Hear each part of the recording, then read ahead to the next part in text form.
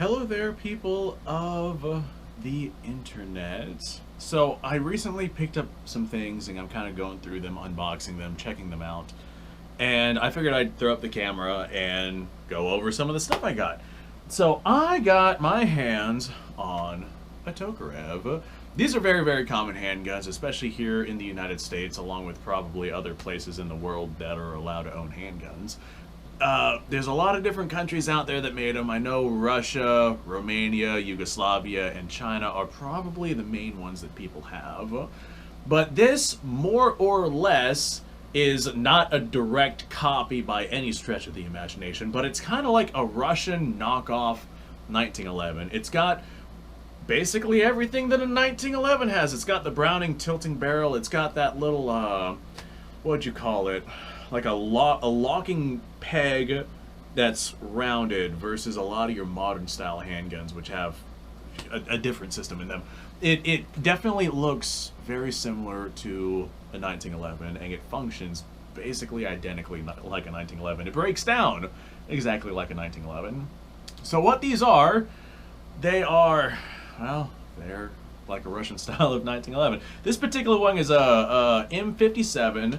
It's a Yugoslavian-made one, and the reason why I decided to get a Tokarev, well, let me start off with a little bit of past history here. I used to have a Tokarev that I played with on this channel, but it was unreliable. Either the slide or the frame was bent, and I ultimately elected to get rid of that. I ended up giving it to someone for next to nothing who was convinced that they could fix it. I have no idea how it's doing nowadays.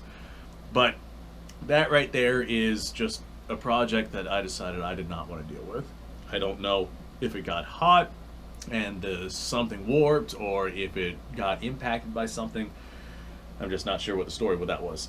So I got rid of that one because it literally just did not run. It did not work, no matter how hard I tried to make it function. I just could not make that particular Tokarev function. And I just never bothered to go out and get myself another. And I think one of the main reasons why I didn't go out to get another was because people were... Well, I knew that once I get one, and I start talking about my opinions, not of the handgun, but of the Cartridge 762 Tokarev, people were not going to like what I have to say. And already, me just saying that, people are angrily typing in the comments talking about how wrong I am about the Cartridge. So, hear me out before you guys decide to go out and do anything. So, this is a single stack magazine that holds, I think these hold 9 rounds of 762 Tokarev. The Yugoslavian M57s, they hold one more round than the standard stereotypical Tokarev. Originally, I was going to get myself a Chinese version of this, but I actually just so happened to come across this one online for a cheaper cost than what I was going to get the Chinese one, which was already a cheaper cost. Not only that, but the Chinese one I was going to get like a luck of the draw, like a random select from a batch of these handguns, versus this one, which was an individual selection. So I went with the Yugoslavian one, the M57. Holds one more round of ammunition. Can't really go wrong with that. So the big point of contention that I have with these handguns is not the handgun itself. The handguns themselves are actually really awesome. It's the cartridge, and this is not a bad cartridge by any stretch of the imagination. I'm not going to sit here and tell you guys that it's bad, but I am going to sit here and tell you guys it is significantly overhyped. And hear me out on that before you go angrily typing in the comments. A lot of people say that this right here is a stupidly powerful cartridge that is on par with 357 Magnum. I hear that all the time, and the fact of the matter is it's simply not, like, at all. As a matter of fact, let's get into some numbers and you'll see how wrong of a statement that is. So if we're talking about like spicy hot 762 Tokarev, like the hottest stuff I have seen from a barrel length like this, you're looking at an 85 grain bullet moving at about 1,600 feet per second, which is not that heavy of a bullet. And yeah, I get that it's moving, but it doesn't have that much energy on target. As a matter of fact, it has, I think it's right under 500 foot-pounds of energy on target. So that's a decent amount for a handgun. But guys, there's loadings of 9mm that reach that level. Like, to think that it's 357 Magnum levels, which on a normal 357 Magnum round from a normal, say, 4-inch barrel, you're looking at more at, I don't, if memory serves me correctly, somewhere around 650 foot-pounds of energy. I think that some are a little more, some are a little less. There's so many different loadings of 357 Magnum out there that we can look at. But I think 650 is pretty standard, stereotypical. So your 7.62 Tokarev doesn't have near that amount of power. Now, if you like the bottleneck pistol cartridge, then there's other options out there for you that are way more impressive. Like the 357 SIG legitimately mimics that 357 Magnum power with this style of cartridge. The 7.62 Tokarev simply does not. However, if you want some real screaming power, what is it? The 7.5 FK, I think that's the name of it. Dimensionally, very similar in stature to the 7.62 Tokarev. I think it's a 27mm versus this, which is a 25mm. But that 7.5 FK, more or less, is a 10mm that is neck down to a 30 caliber bullet. And that sends an 85 grain bullet, very similar to this one. I think the diameter is a few thousandths of an inch different, but that's not enough of a difference to make a difference. But that sends that 85 grain bullet at like 2,000 feet per second, which is insane. You're looking at somewhere around 750 to 800 foot-pounds of energy, give or take. I can't quite remember the numbers on that one, but it's a substantial amount more than 7.62 Tokarev. So if you like the bottleneck pistol cartridge and you want one that has some oomph behind it, 7.5 FK or 357 SIG is absolutely the way to go over something like this. This does not have the amount of power that people claim. This is on par with what 9mm can produce. Now, if we look at commercial loads, which are significantly less powerful than the screaming hot military surplus loads that I've come across, commercial loads setting 85 grain bullet at around 1,400 feet per second. Depends on the brand. Some are a little slower. Some are a little faster, but I'm yet to find any that meet that 1,600 feet per second requirement that the military surplus stuff uses. And I think a lot of that has to do with a lot of these guns are getting old and company liability and whatnot. But that is going to give you more around 400 foot-pounds of energy, and that is absolutely something that 9mm does. These are not the powerhouse of a cartridge that people make them out to be. I get it. Great little round, but it's not magical. And I think me getting into that discussion and knowing that it's going to upset people is one of the reasons why I didn't get one of these, because I knew once I got one, I was going to have to bring up these topics, and everybody was going to hate me as a result. So the numbers are there. You can go look at them. I'm not making this up. I'm not just over here hating on the cartridge because, hey, this is what it is. As a matter of fact, I'm not even hating on the cartridge. I'm just saying that it is not what people say it is. Now, that being said, that is still plenty of power to be able to handle whatever it is that most people would need to handle. This is a neat little handgun. It's an all-steel handgun, and I do want to get into the history of the Tokarev, or not necessarily into the history of the Tokarev. We all know the history of the Tokarev. Russia needed handguns, and they were like, hey, we're going to trade out our Nagant revolvers for some semi-automatics, and they ended up adopting this.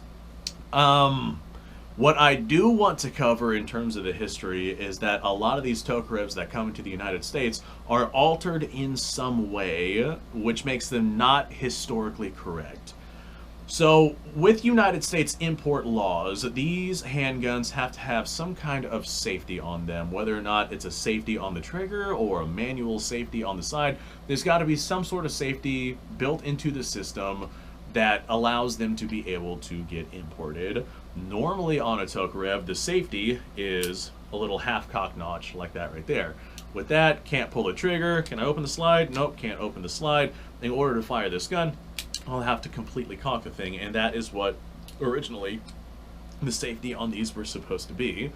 Well, for import reasons into the United States, that's not enough. So they added some manual safeties to these. In this particular case, we have a manual safety right here on the side of the slide. a lot of these manual safeties that are on these Tokarevs are stuck on specifically just to get past that import law, that import restriction. And they make it to where you can easily remove the safety in the event that you want, and they know that most people are going to do that. So they kind of don't put much effort into putting that safety into the system. Like the triggers, those are very easily like you can swap those out very easily. And a lot of these safeties on the slide, they actually go into the grip itself, so you can very literally just take the grip off, remove the safety, and you have yourself an intact Tokarev.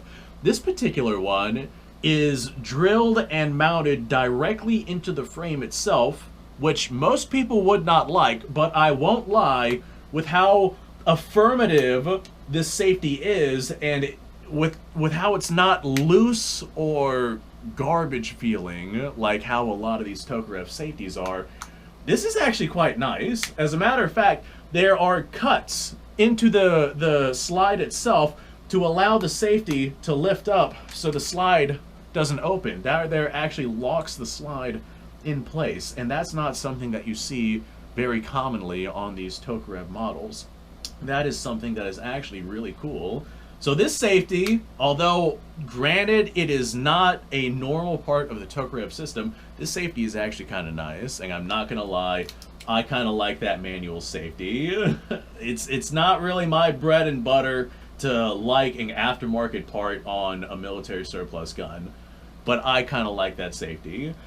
Now, whether we like it or not, again, like I said, I don't like it, I'm sure you guys don't like it, but whether we like it or not, with these guns coming into the United States and having to have these safety systems installed in them, that's now a part of their history. Like, there are these all around the world, but we know that if we come across a Tokarev with an aftermarket safety, 100 years down the road, some historian's going to be like, we know that this was imported into the United States of America because it's got this manual safety on it. And to us, we're like, hey, that's stupid and shouldn't happen. But what's stupid and shouldn't happen to us is the fascinating history of the alteration of firearms tomorrow. Like, for example, this Turkish forestry carbine. This is an 8mm Lebel that was altered by Turkey for forestry use. And during that particular time period, it would be like, hey, I'm sure that plenty of people out there were like, hey, they're messing up perfectly good Berthier's by cutting them down and more or less doing the equivalent of what we would call sporterizing, although granted it was for an official government service. But nowadays, we're like, hey, that's a part of this rifle's history. It started life as a French Berthier, and then the Turkish got a hold of it and altered it. Well, guess what? This right here might have been a part of Yugoslavian history, but then it came into the United States, and for United States importation reasons, we had to alter it. That's now a part of this thing's history, and that is a really cool little indentation. Is that what I'm trying to say here? That's a really cool little segment as to where this thing came from, why it is the way that it is, and this particular safety is actually really nicely set up. Dude, that is an awesome safety in comparison to just the trash safeties that I have felt on these. I know my old Tokarev, whenever I'd gotten it, the safety on it, like, we had no engagement whatsoever. It very literally just slid itself around. It was not great. So there we go, there's my Yugoslavian Tokarev. I actually really like this thing. My old Tokarev, I can't remember what it was, but this Yugoslavian one, I've messed with Russian ones and Chinese ones and many, many Tokarevs over my time. I'm sure I've messed with M57s before too, but just that slightly longer grip allows me to completely get my pinky on this, and I bet that I'll be able to shoot this extraordinarily well. So thanks for watching, folks. I appreciate your time. Like, subscribe, share. Description below is a link to all sorts of stuff. Go check it out. You guys go off. Have yourself a fantastic day. I'll see you on the next episode.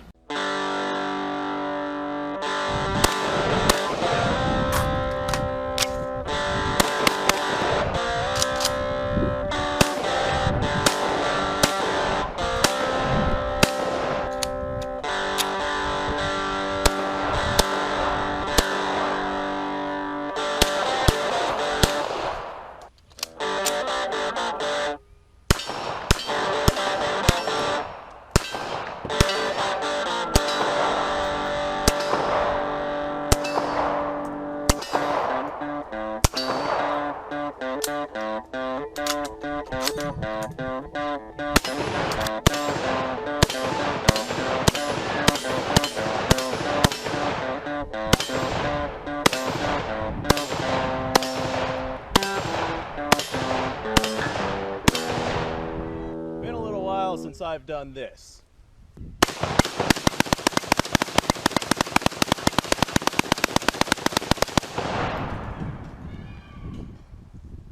Bonnie and Clyde be damned. The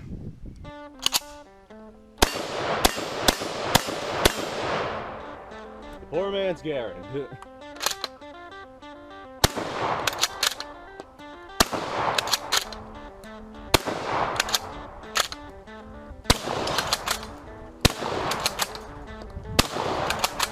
It's a shame that bolt-action shotguns aren't more mainstream.